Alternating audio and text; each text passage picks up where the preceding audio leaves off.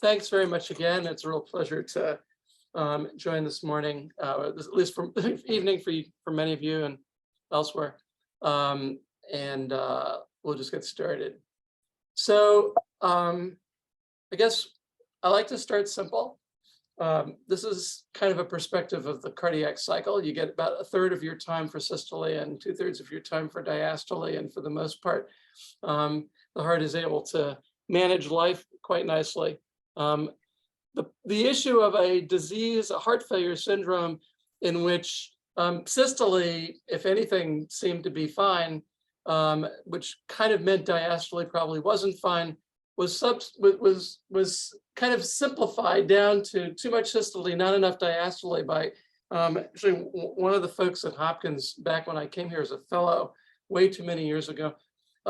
And it sounds sweet and simple. It's almost like a nice little jingle, but fundamentally, it was kind of what we thought for decades. And the focus was definitely on diastolic dysfunction as the primary mechanism for why these patients who seem to have a ejection fraction in a normal range were still getting heart failure symptoms. I'm going to come back to the book of HFpEF myths multiple times in this talk, because I'm essentially trying to examine a lot of the things that we've thought and now look at kind of what's the recent data. Almost everything I'm going to show you, if not everything, is directly taken from human. The animal models in this syndrome are there. They're getting better. They still don't capture a lot of what actually goes on in the human beings. That's just, unfortunately, it's hard. You'll get an idea of why. So, one of the chronic ideas was that the problem is that these hearts are basically stiffer and diastole. They've got hypertrophy and fibrosis. And if we can concentrate on treating either of these two things, then we'll make them better. So what do we mean? A lot of people were focusing on relaxation, which is actually not what's shown on this slide. What's shown on this slide is a cartoon from ages ago, but you could find this in textbooks, where diastolic heart failure was defined principally by stiffening of the end diastolic pressure volume relationship, which is essentially diastolic compliance of the ventricle. And you compare this to systolic heart failure, where this is drawn more or less the same as it would be for a normal heart. It's the systolic process, or the ability of the heart to stiffen in systole, that's actually the most defective and depressed, whereas systole and diastolic heart failure is normal. So, almost binary, very simple-minded, but yeah, this was driving our thinking. And there's data. I mean, this is 9 years later. There's stuff even more recent than this from Mike Ziles' group, where they had taken epicardial tissue from patients who were actually going to the surgery for bypass surgery, but had, in sort of retrospective analysis, symptoms that would say they probably had heart failure with preserved ejection fraction. And those with both these symptoms and hypertension, compared to just hypertension alone, had stiffer myocardium. And it was shown in this study to be a combination of greater interstitial fibrosis and also problems of the large macromolecular spring inside the myocyte known as titin. We kind of looked at this even before that study, sort of halfway in between, just asking a simple question where we're going to compare patients with hypertension and LVH and actually other sort of comorbidities associated with HFpEF, but they're not going to have any symptoms. They have no heart failure symptoms. And we'll compare those patients to a group of patients who really have HFpEF symptomatology. And one simple question, this was all done non-invasively, was just how much diastolic dysfunction do they have? Is it really so different? Because it's supposed to be. Here's a control group that's age matched, but these patients don't have any of these comorbidities compared to our HFpEF cohort. And these patients had all been admitted to Hopkins for shortness of breath, for real dyspnea and fluid overload, and they had to be managed. So that this is not kind of an outpatient, barely symptomatic group of people with, diagnosed with sort of exertional dyspnea. These are sick patients who really have heart failure. And sure enough, they have more diastolic abnormalities based on an echo criteria of Mayo Clinic Index compared to completely non-comorbid and non-heart failure controls. But what about the group that have these comorbidities, but they don't have heart failure? Well, they actually look very much like HFpEF patients.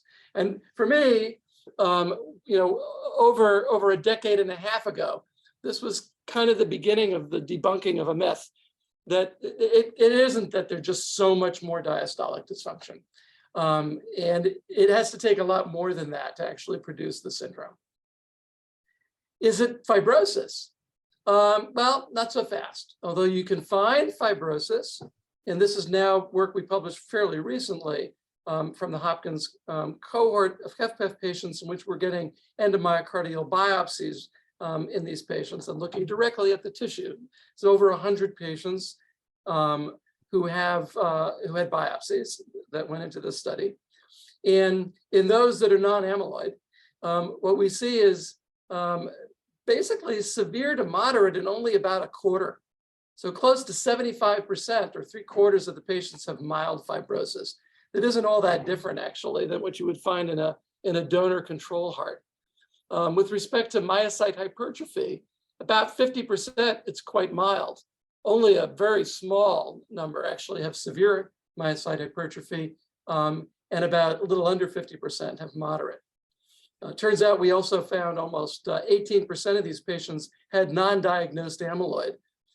These are not patients who we thought had amyloid, who we then biopsied, but these are patients who we thought had HFpEF. They came in as HFpEF, and we didn't think had amyloid, and we found out they had amyloid. So it turns out, given that HFpEF is half of all heart failure, there's a lot more amyloid probably out there than we previously thought. If you look at the tissue and actually measure the fibrosis histologically, as opposed to the sort of qualitative scale, you can see the range that represents a donor control group, and there are a lot of non-amyloid HFpEF patients that fall right into that range. And this is not unique either for that matter to PEF versus patients with heart failure and a reduced ejection fraction. You get a lot of patients with similar levels of fibrosis. This is not a unique aspect of HFpEF, and a lot of them are really not all that bad. So jump ahead 20 years from this paradigm that we had throughout the 80s and 90s, that HFpEF really was diastolic heart failure, and that it was a fibrotic and hypertrophic and hypertensive form of heart disease in older patients, often women, to I think what is kind of the current view.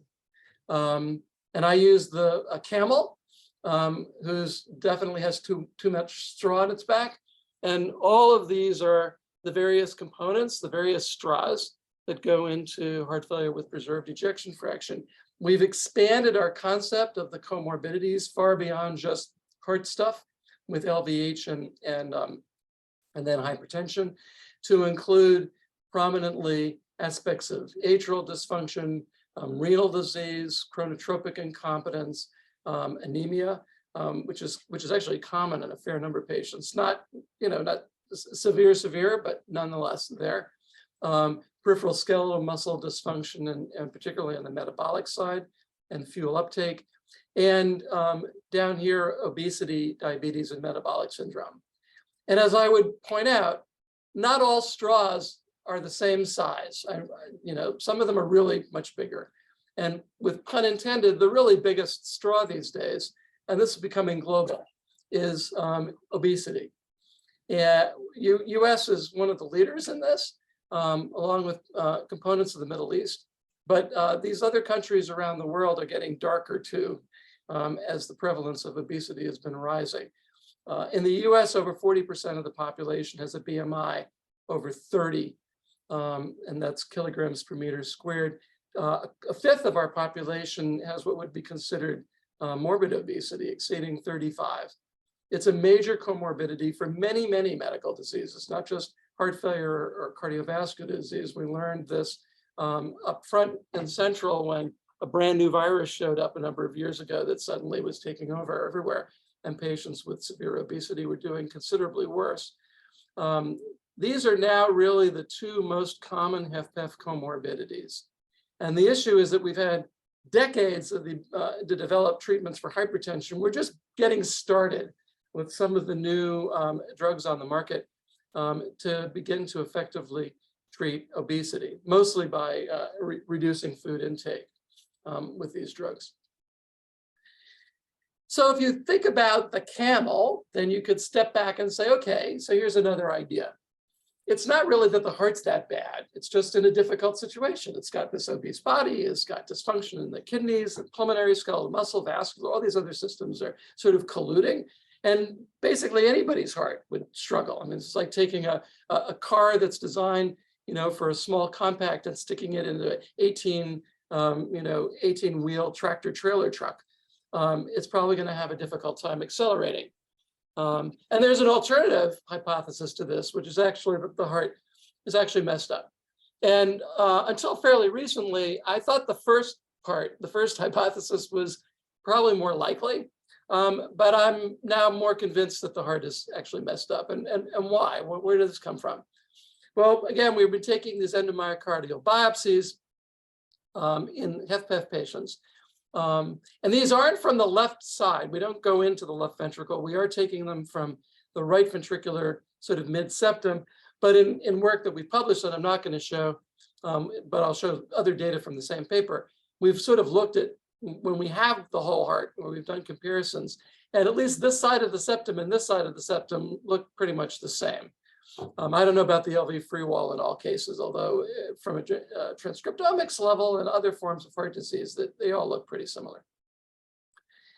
So this was a study we published just a few years ago, where we took about 120 patients in which we had biobanked endomyocardial biopsies, and we divided them into 3 groups. And we had a group of patients where they were in the upper quintile of levels of systolic blood pressure and left ventricular hypertrophy, but in the lowest quintile with respect to obesity and diabetes.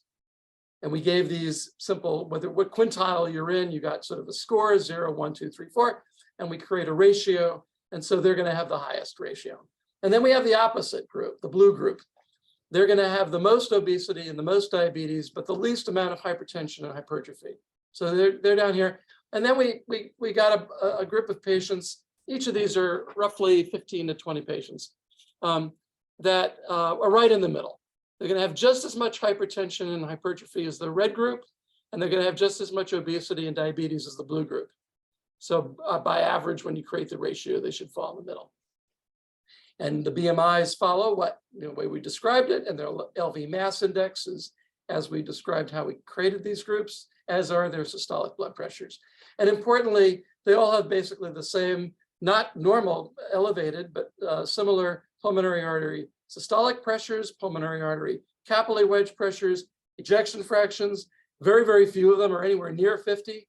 Our patients are basically mostly over 60% ejection fraction.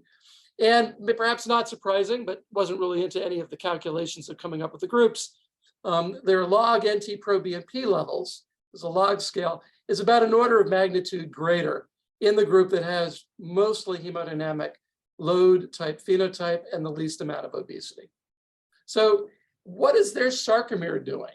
That was basically our question. We isolated myocytes from these biopsies. We chemically treated them so that the membrane becomes permeable to solutes. All the stuff on the inside, with the exception of sarcomeric protein, basically leaves the cell. And we can now expose them to different steady state calcium concentrations. We've got a force transducer and a length controller. We fix the length at approximately 2.1 microns, and we look at different tensions that develop, which is force divided by cross-sectional area, as a function of steady state calcium. And here's a typical sigmoidal shaped tension calcium relationship in a control group. These are non-failing donor hearts that weren't used for transplant. And this would be sort of the range in diastole where the calcium levels are low. And then this is sort of normal systole in this range. And as I'm going to argue, people have often in the muscle field have sort of viewed all of this stuff up here as non-physiologic. I disagree and actually think a lot more that's going on up here is relevant to exertional symptoms. Not necessarily rest, but definitely exertional symptoms. And this range is actually quite important. So this is what happens in a patient with heart failure a low ejection fraction, right ventricular failure as well, who's about to get their heart transplanted. This is the explanted heart from this patient. And we've known what this looks like for a long time because we've had access to this tissue for a long time. And you can see in systole, in sort of the systolic range, not so much the diastolic range, there's already pretty profound depression of tension development at similar levels of systolic calcium. Way out here is non-physiologic, but in this range, I think this is still quite relevant. Okay, what about the blue group? They were the people in HFpEF, I'm sorry, the red group, who have they have hypertension and hypertrophy, but not so much obesity. Well, in systole, they look pretty much like controls. And this is very concordant with data. The only other data really that's out there that goes back almost 20 years, work that Walter Paulus and his colleagues had published in biopsies that they were getting from the left ventricle, actually, in what they call diastolic heart failure patients. But these patients typically were very hypertensive and hypertrophy and had BMIs at or below 30. Our BMI median in this group is about 40 plus. In the diastolic range is a little bit of sensitization, which could contribute to diastolic tone. But what's important is that in systole, things look basically okay. But what about the patients who are mostly obese? They look just as bad as HFrEF patients. It's profound depression of systolic function. Diastolic properties are actually not as stiff as the ones without as much obesity. And what about the green group? The green group, remember, is a mixture. They have just as much hypertension as the red group, and they have just as much obesity and diabetes as the blue group. So which one wins out? And it turns out it's obesity that's a real driver. It's not diabetes. You can have just as much, or you can have diabetes or not have diabetes, or at least manifest with hemoglobin A1C. I think that's shown in this. Here we've separated them with colors, but whether you did have diabetes or did not have a diagnosis of diabetes. But if your BMI is high, the tension that you can develop at systolic levels of calcium goes down. And if your BMI is lower, it's higher, with the normal range being up in here. And this being almost as bad, down at around 10, is really as bad as a HFrEF patient getting a transplant. So how is this possible? These patients all have ejection fractions of 60 or more. How could you have such profoundly abnormal calcium dependence of tension development in your sarcomere? Well, for one thing, ejection fraction is not contractility. We teach this to medical students. We teach it to all of our clinical cardiologists. Just because we've focused on this, we've almost perseverated on ejection fraction to the point of defining heart failure by different levels of ejection fraction. It's very convenient, but it really doesn't tell us very much in terms of the biology. That's for sure. But more than that, I think it isn't even that EF may be preserved, and it's preserved at rest in a patient sitting in a chair, but not so much when they actually get up and do stuff. And this is really a functional reserve disease. We define heart failure often not by just what the patient's doing at rest, but their inability to actually do even moderate exertion. So this is work from my own group that's getting back almost 30 years. This is a frightening thought. But here we plotted the end-systolic elastance, which is a chamber level stiffness, similar to the stiffness that the myocyte can generate at end systole, for a control group. And this control group was not hypertensive, or they really were a pretty healthy group of patients. It's all human. And then this is a group of patients, we called it at the time hypertensive hypertrophic heart disease, but all of these patients had heart failure symptoms. That's what brought them to the cath lab. And these days we would call this really HFpEF. And what we're showing here, I keep drawing, I'm pointing to the wrong ones, but what we're showing here is that the ones with HFpEF down here have very little change in contractility, essentially nothing, as we increase their heart rate. We're using heart rate as a stimulation. Normally, contractility is supposed to go up. And in fact, in the control group, contractility does go up. It almost doubles as you go from a heart rate in the 70 range to a little over 150 beats a minute. It's a classic positive force frequency response, but it was very blunted in these HFpEF patients as a reserve mechanism. And Barry Borlaug a number of years later, about 17 years later to be precise, also demonstrated in the cath lab that HFpEF patients' ability to increase contractility measured several different ways, all with pressure volume relationship analysis, is depressed. This is shown in red, as compared to a group of patients like we had, where they had hypertension and LVH, but they didn't have HFpEF. They didn't have heart failure symptoms. They're in green, and they're similar to the control group. So PEF, preserved ejection fraction, may exist, but that doesn't mean there's preserved contractile reserve. And I think that's what our sarcomere data are really pointing to. Further evidence that this is relevant to exertional symptoms comes from a prior study of ours where we were looking at patients with RV failure who either had systemic sclerosis, pulmonary hypertension, or idiopathic pulmonary hypertension. When we looked at their myocytes, interestingly, we saw compared to the control group, very similar to ones I've been showing you, the systemic sclerosis patients have similar kinds of depression in the systolic range of calciums, not so much in diastole. And whereas the other patients with pulmonary artery hypertension, but not due to systemic sclerosis, due to a cause that maybe some genetic cause, could be related to some of these BMP proteins, whatever, they were actually higher than normal. What was interesting about this data set is that it's the first time it's ever been done where we could compare this to what does their contractility do with exercise. Now we're not doing pacing, but we had them in the cath lab supine with a bike exerciser. And indeed, the patients whose sarcomeres look like this, which is very much like what our obese HFpEF patients look like, have very little change in contractility, essentially nothing, during exercise from stage 0 to 2. Doesn't take a lot of exercise. They pretty much poop out at this point. Whereas the group where this was enhanced show an increase in contractility of the whole heart. Same patients. These are the same patients from which we got their biopsies with exercise.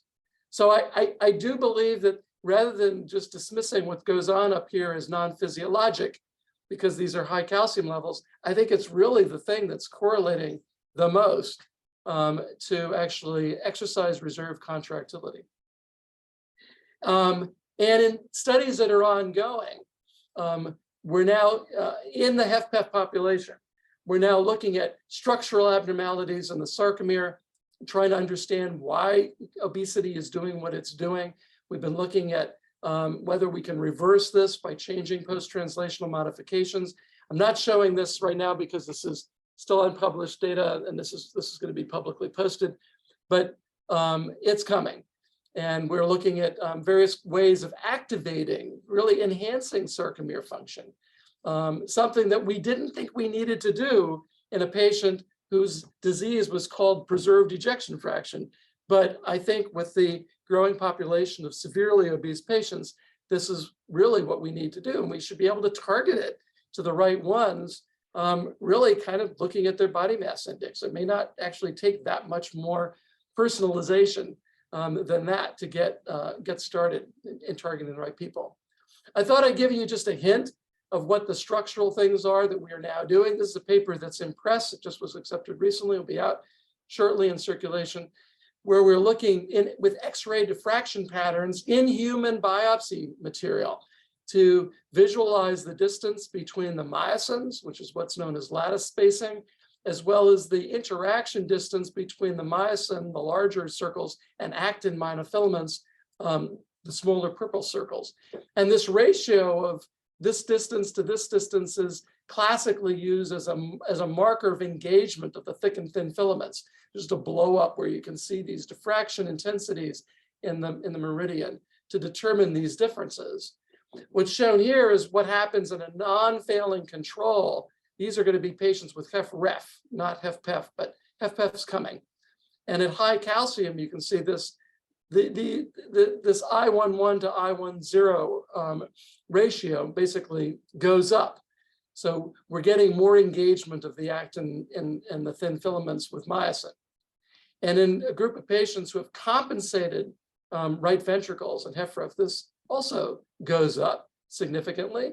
But when you have HFrEF that's decompensated, and by decompensated, depressed forced calcium dependence. It's very, very, very similar kind of behavior to what I showed you for HFpEF in this group.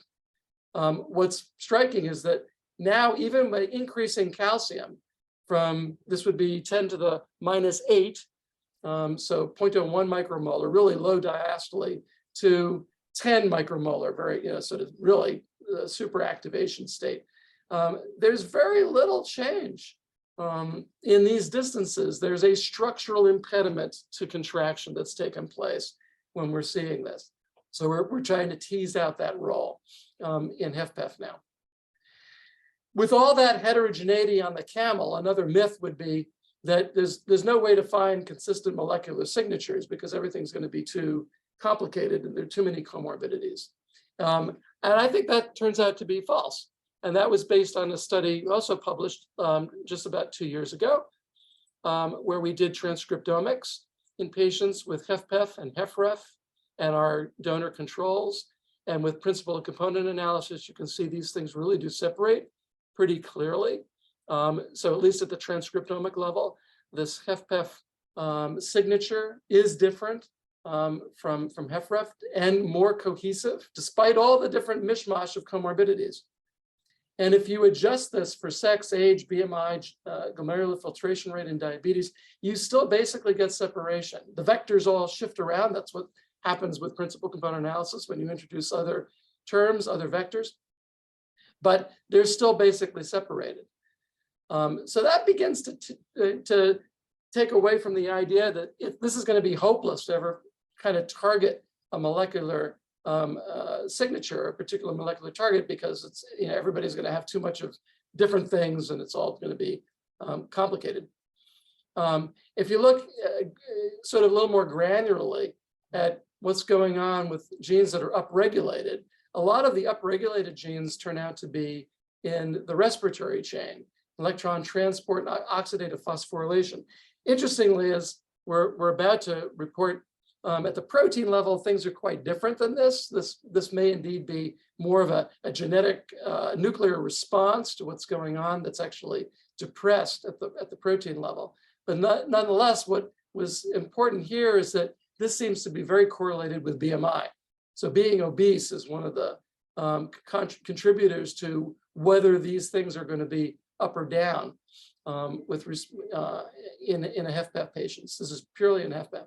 When we adjust for all the comorbidities, then basically we can explain the variance in the transcriptome for these complexes entirely. So none of them remain statistically significant by themselves compared to unadjusted. What about the downregulated genes? The downregulated genes are not impacted at all by either BMI or any of these comorbidities. And interestingly, the downregulated genes have a lot to do with protein trafficking and processing, from Golgi vesicular transport, autophagy, endomembrane system organization, vesicular organization,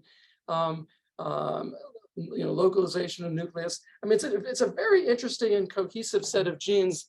And we and others are currently really digging deeper into what this is telling us that's abnormal, and the kinds of processes that we need to start to target therapeutically. This has not been the usual suspects. These are different suspects. We can also identify subgroups purely from the transcriptome. And that's shown here, where we use non-negative matrix factorization. We fed in about 3,000 of the most differentially expressed genes into the algorithm. It's a machine learning tool, and it spit out these 3 groups. These are the 2 particularly most coherent. This one was a bit more mixed. And they turn out to have different clinical features. Again, this is purely based on the transcriptome, but clinical feature number 1, which is a big one, probability of event-free survival, was much worse in the group that had this particular transcriptomic signature compared to this transcriptomic signature, which is in group 2 up here, the mixed group, the 3rd group being this one. But this is statistically significantly different. So there's something going on here in these genes that is predicting worse survival in HFpEF patients. So what are the things that might be going on? And the specifics of the genes, I'll send you back to the paper, which has been published. But just to point out that indeed group 1 has kind of the most evidence of hemodynamic load. These were the most hypertrophied hearts. They had the highest pulmonary systolic pressures. They were not any more dilated than group 3, but they definitely had the highest NT-proBNP as a marker of hemodynamic stress, and really much higher in median compared to the other 2 groups. And this was very statistically different. The other interesting thing is that the group with the lowest mortality was 100% female, purely predicted by the transcriptomics.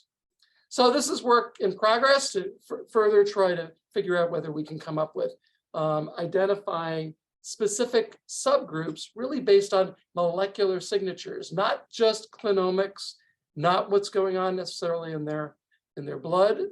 We've been looking at that. It generally is not as predictive as what's going on in their hearts, at least in defining subgroups. And I'll show this next in my last myth.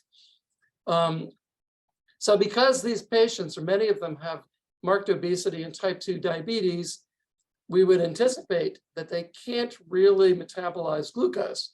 They've got, at the minimum, insulin desensitization. They may have frank evidence of high levels of circulating glucose. Many of them were on anti-diabetic drugs. It's all type 2 diabetes. But because they have a tremendous amount of fat, it has been generally thought, and mostly based on animal models of both diabetes and obesity, that they're going to take up the fat and effort to burn the fat. They may not be able to do it so well. Hearts often show in those kind of animal models lipotoxic manifestations with an accumulation of fat inside muscle cells that isn't really being effectively burned, but still a fair amount of lipid oxidation has been thought to take place. So when we summarize what the healthy heart can do, the healthy heart is really able to eat almost anything. It prefers fatty acids. That's the majority fuel. There are some papers out there that are suggesting remarkably little glucose is consumed. So sort of surprisingly remarkably little glucose. They also have the ability to shift if there's a fuel limitations. And in particular, the hearts can catabolize ketone bodies and lactate actually quite nicely, if available, as well as a number of amino acids, the branched chain amino acids, for example. So they're omnivores. In HFrEF, it's long been demonstrated that the ability of the failing heart to utilize fatty acids goes down. Ketone body utilization generally goes up. Lactate goes up to some extent as well. There's more, at least glycolysis present. Whether glucose oxidation is limited or not remains, I think, a little bit more controversial still. That's my impression from what I read. We've not directly looked at this ourselves, but fundamentally, I think the main take home has been that fatty acid oxidation is compromised. And as I said, it was kind of speculative what was going to be going on in HFpEF. We just didn't have the data because we didn't have the hearts, we didn't have the myocardium. We don't transplant HFpEF patients, so we don't get the material generally. But as you now know, we get biopsies. So this paper has just been now officially published. It was online just a little earlier this year. And a couple of interesting things. We did essentially a somewhat limited metabolomic survey, concentrating on acyl carnitines, which are the fats that have been brought into the mitochondria with the carnitine shuttle. We also looked at organic acids, like the Krebs cycle intermediates, and all of the amino acids. And when we just look at the metabolome, and I'm not showing you the heat map that goes with this, principal component analysis, once again, seems to be able to separate what's going on in HFrEF from a control and from HFpEF. So they have a unique metabolomic signature. This is not just going to be, more HFrEF, and it's certainly not normal. This is what you'd see if you looked at blood plasma instead of heart tissue. And in the plasma, there is no particular unique signature. It really overlaps a lot. And this is previously, before our heart data, this is really all that was out there, was efforts to look at the metabolome in plasma.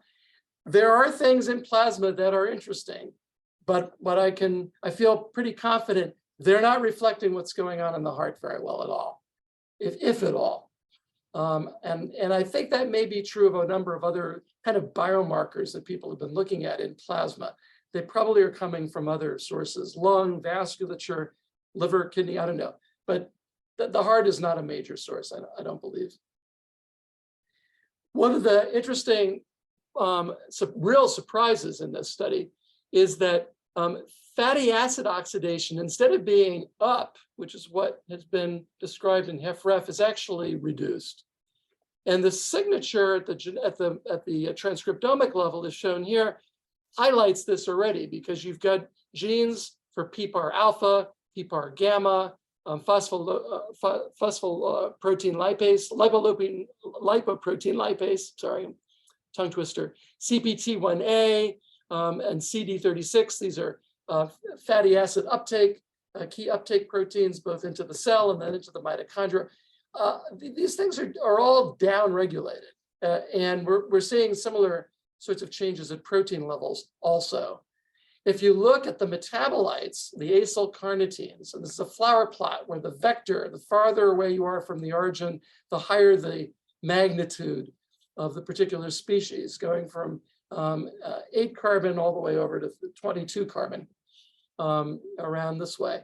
Well, this is control. The HFrEF, which is shown in the pink color, is very reduced. And this was, again, long known, and a signature of reduced fatty acid oxidation, something that we thought was certainly compatible with that. Well, it turns out HFpEF looks much more like HFrEF. It's certainly not up, it's not increased. Again, this is myocardium. If you look at what's going on in the blood, it's completely different.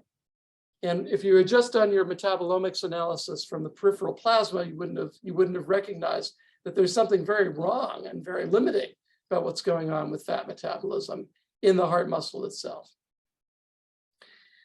Lastly, branched chain amino acids also turn out to be strikingly different. They're highest in the HFpEF group in blue. Leucine, valine, isoleucine are the 3 branched chain amino acids. And their catabolites, which are over on this side of the plot, are the most reduced compared to the controls, which are shown in green. This is interesting and potentially important. These 3 species are known, among other things, to be a potential fuel for the heart, but the fact is that these are down suggests they're probably not really getting oxidized. It doesn't look like they're being used as such.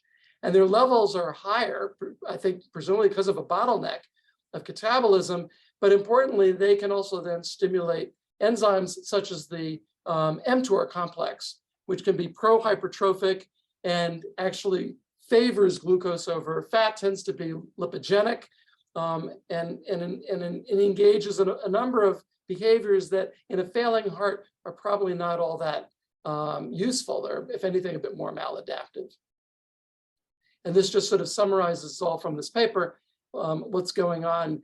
These downstream species are downregulated, suggesting a sort of a catabolic block, whereas the upstream branched chain amino acid species are the highest. So are we getting any closer? Well, it's interesting that the only FDA-approved evidence-based drugs that are on the market now for HFpEF are basically diabetes drugs, sodium glucose transporter inhibitors, the SGLT2 inhibitors. We still don't really know exactly what they're doing in the heart. This doesn't even seem to be expressed in myocytes, and there have been knockout models of this in the heart muscle where you still get what appears to be a benefit of these drugs. So, you know, work in progress, but nonetheless, it was somewhat ironic for a disease that is named after what its ejection fraction is, and the symptoms ends up currently being treated very effectively, really. The first kind of Kaplan-Meier type stuff we've ever seen that looks like this with drugs that are otherwise for diabetes. Is there a way that we might be able to improve things by reducing just the obesity? That's now being tested with the GLP-1 agonists, a couple of ongoing trials, I think, that are going to give us a bit of a clue. I'm optimistic because I think this is really a big problem for the field. our own contribution to this and whether, because those drugs typically reduce appetite, we're trying to see whether we can burn fat. And we went to a nitric oxide natriuretic peptide signaling system related to cyclic GMP, which then activates protein kinase G. It's this side of the equation that has been previously linked to fat lipolysis. And we now know the phosphodiesterase that regulates this side of the pathway, as opposed to PD5, which regulates the nitric oxide side of the pathway. And we have inhibitors for PDE9, and we studied one of those and published this in late 2021. And we can take very, very obese mice on a high-fat diet with some pressure overload. This happens to be females with ovarectomy, and treat them with a PDE9 inhibitor. And we get a reduction in weight. So body weight is going up in the placebo arm, but is actually going down in many of the mice that were treated with the PDE9 inhibitor. And here's their total body fat mass versus lean mass. And importantly, this is not because of food intake change. This is not an appetite suppressant, unlike the drugs we're using currently in humans. Nor did it really change total activity in most of them. Some mice went more. And further, we see reduction in fat accumulation in the liver with a PDE9 inhibitor, and the rebrowning of brown fat, where instead of getting big hypertrophied lipocytes, you get more normal looking adipocytes in brown fat with increased mitochondria. And as a member, I showed you in HFpEF patients, things like PPAR alpha, genes associated with fatty acid uptake were downregulated. A PDE9 inhibitor seems to be upregulating these same genes. So there are now clinical trials that are testing this in both HFpEF and HFrEF. We'll have a readout probably by either the end of this year, or I believe 2024. So I'll end with this slide. I think it's time for sort of a paradigm change. It's clearly far more than fibrosis and diastolic dysfunction, hypertension, and hypertrophy. The syndrome is now dominated by obesity and metabolic syndrome, which are colluding really to change myocyte systolic reserve, surprisingly at the sarcomere level, as I've shown you. I think new treatments that are targeting these metabolic features are really sorely needed. And I think the SGLT2 inhibitors are really just tickling the surface. There's a lot more that needs to be done. And with that, I will stop, take questions. I want to thank the many people that are involved. This is a good list for the papers I've shown you, but the new stuff we're doing, I'm going to have to add more pictures. So thanks very much. I'm going to click out of this and I'll go back to stop sharing.